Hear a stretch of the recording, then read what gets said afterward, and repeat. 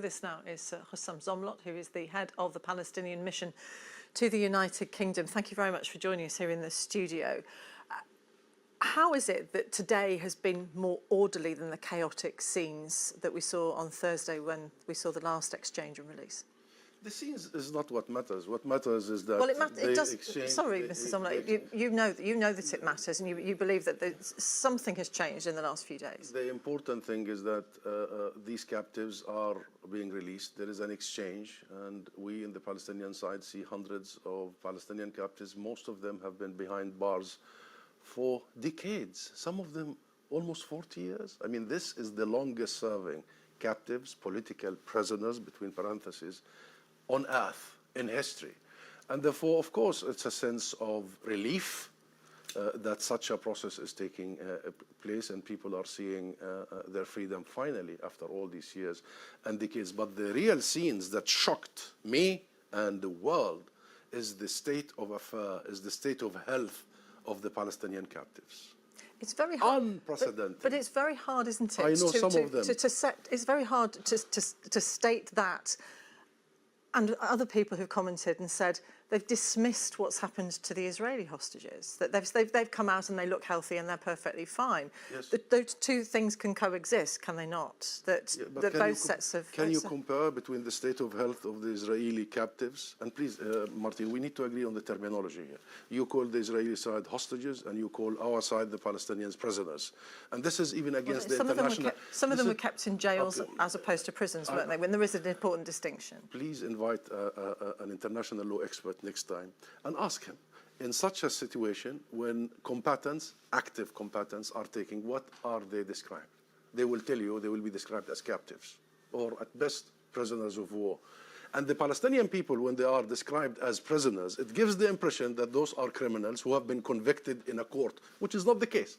Let me give you one example. Talk to us about the proportions then, because some have not been convicted of anything, have they? Most of them, actually. I'll tell you the proportions. Israel, since its military occupation of the occupied territory, the West Bank, East Jerusalem, and Gaza, has detained 800,000 Palestinians. 800,000. That is more than 20% of the entire population and almost half of the male population. The policy is primarily to crush the Palestinian spirit. It has nothing to do with security. And if you look at the half-male population, you will see that most of them have been detained under the so-called administrative detention in martial courts, where the rate of conviction is 99%, and all the way to what the Israeli human rights organization B'Tselem described only recently as welcome to hell, where these Israeli camps have turned into torture camps and murder and sexual abuse. This is very well documented.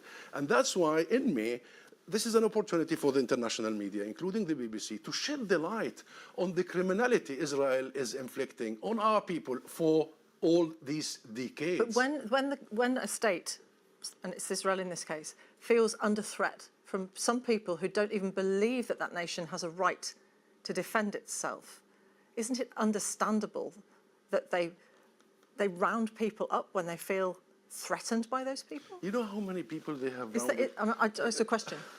You know, this whole issue of right of self-defense has allowed Israel to inflict the mass murder and mass destruction, what the ICJ now described as plausible genocide. This is not an act of... You know what I'm going to have to say. I'm going to say Israel denies that. They say that they were in pursuit of Hamas terrorists who hid behind their own people. And that's how you do it? That's how Britain did it when there were issues in Northern Ireland? You went and bombed Belfast? You killed 60,000 people, innocent people? What is this logic? Israel has been behaving in a thuggish manner above international legality, and the international media has been giving it all the cover to actually quit the responsibility. I mean, look at the terminology. Look how we describe things. Of course there are issues, but you go and arrest children. You know, as we speak now, after the release and the exchange, we have more than 400 Palestinian children in Israeli prisons. And what can Palestinian authorities do to get them out? Of course, we have tried for years to get them out via diplomacy, via peace talks, but Israel has always refused. And what is the message now? What is the message to the Palestinian people and the rest of the world? That only through what you have seen now, Israel will release these innocent people. In the end, these people are political prisoners. They are seen by their people as part of their struggle towards freedom. Can I ask you then how confident you feel that the ceasefire will hold, which is about the situation in Gaza, but as you say, it's a different situation in the West Bank, and we're only in phase 1. Phase 2 is supposed to start the negotiations 4 weeks' time. How fragile is it? Well, if you follow the Israeli behavior so far, you will know that Netanyahu is just waiting for any pretext. And But he's under pressure, is he not, from the far right in his government in Israel, and also people who fear some of the Palestinian prisoners who have been released, and they were prisoners who had been on trial for some of the most serious crimes. Well, there are no trials in Israel. Martine, Sorry, I didn't hear no that. trials. There are no trials for these prisoners. None of them were put on These trial. are martial courts. There has been so many UN reports, human rights reports, about the fact that Israel does not give due legal process. It doesn't. So do not call us, the Palestinians, as prisoners. They're not prisoners. They're not criminals. Those have been rounded over years because of political opinion. Mostly, Israel now arrests people because of a Facebook post. Mr. Zomlot, So prisoners gives the wrong impression that those are outlaws. Those are not outlaws. Talk to me about what you think the future holds then, because the ceasefire is for a 6-week period in phase 1, and then we move on to the longer term. How likely is it that you think there will be a permanent ceasefire in place so that Gaza can rebuild? We need to make sure that it will become permanent. Lots of pressure needs to be exerted, particularly on Netanyahu and his right-wing fanatical government. We need the region and the rest of the world to move swiftly to this unprecedented humanitarian catastrophe, attend to it, attend to our people, start the rebuilding, because Israel has left Gaza as a wasteland. It's a wasteland. And how do you see Donald Trump fitting into this? Well, he said he wants to bring peace to the Middle East, and peace does not mean that you remove people from their native land. Peace means that you actually allow people to return to their homes, to attain their right to self-determination and their right to return. Peace means justice in this situation. And, we have said, if President Trump wants to make peace, he will find partners in us. And reconstruction?